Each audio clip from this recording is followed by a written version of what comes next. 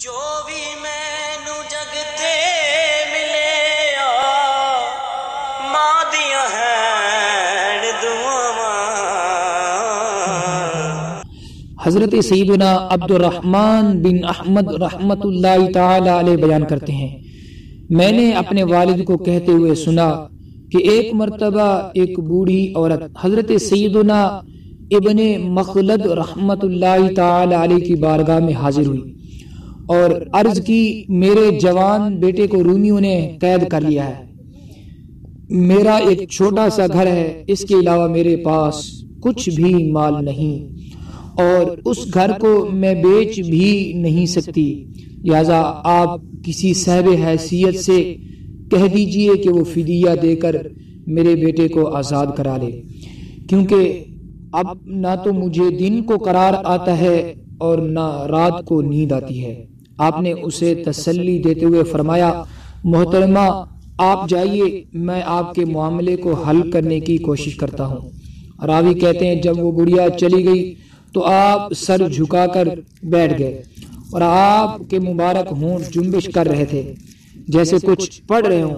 کچھ عرصے کے بعد وہی بوڑھی عورت اپنے جوان بیٹے کے ساتھ آپ کی خدمت میں حاضر ہوئی اور آپ کو دعائیں دیتے ہوئے کہنے لگی، الحمدللہ عز وجل، میرا بیٹا سلامتی کے ساتھ لوٹ آیا ہے، اور وہ آپ کی بارگاہ میں اپنا سفر نامہ بھی بیان کرے گا۔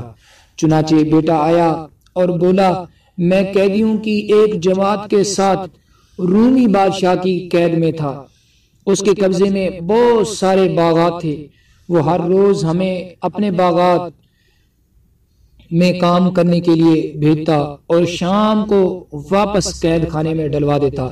ایک دن جب ہم مغرب کے بعد باغات میں کام کر کے واپس قید خانے کی طرف آ رہے تھے تو اچانک میرے پاؤں میں بندھی مضبوط بیڑیاں خود بخود ٹوٹ کر زمین پر گر پڑی۔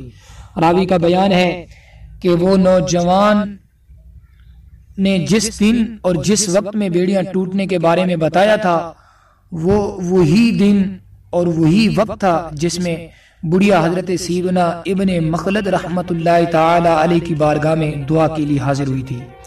سپاہیوں نے مجھ یعنی بوڑھی عورت کے بیٹے سے پوچھا، کیا تو نے بیڑیاں توڑی ہیں؟ میں نے کہا نہیں، تو وہ خود بخود میرے پاؤں سے ٹوٹ کر گر پڑی ہیں۔ نوجوان کی یہ بات سن کر سپاہی بہت حیران ہوئے اور انہوں نے جا کر اپنے افسر کو بتا دیا، وہ بھی حیران ہوا اور اس نے فوراً ایک لوہار کو بلوا کر اس نوجوان کو بیڑیوں میں جکڑ دو۔ لوہار نے مجھے بیڑیاں پہنا دی، ابھی میں چند قدم ہی چلا تھا کہ وہ بیڑیاں پھر میرے پاؤں سے ٹوٹ گئی۔ میرے اس معاملے پر سب لوگ بہت حیران ہوئے اور انہوں نے اپنے راہبوں مذہبی پیشواؤں کو بلا کر ساری صورتحال سے آگاہ کیا۔ راہبوں نے ساری گفتگو سن کر مجھ سے پوچھا، کیا تمہاری والدہ زندہ ہے؟ میں نے کہا ہاں۔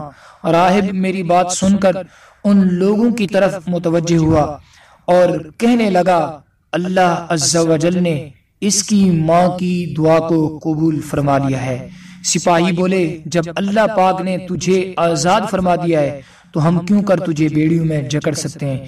یہ کہہ کر رومیوں نے مجھے رہا کر دیا اور مجھے مسلمانوں سے ملا دیا۔ بحوالہ عیون الحکایات۔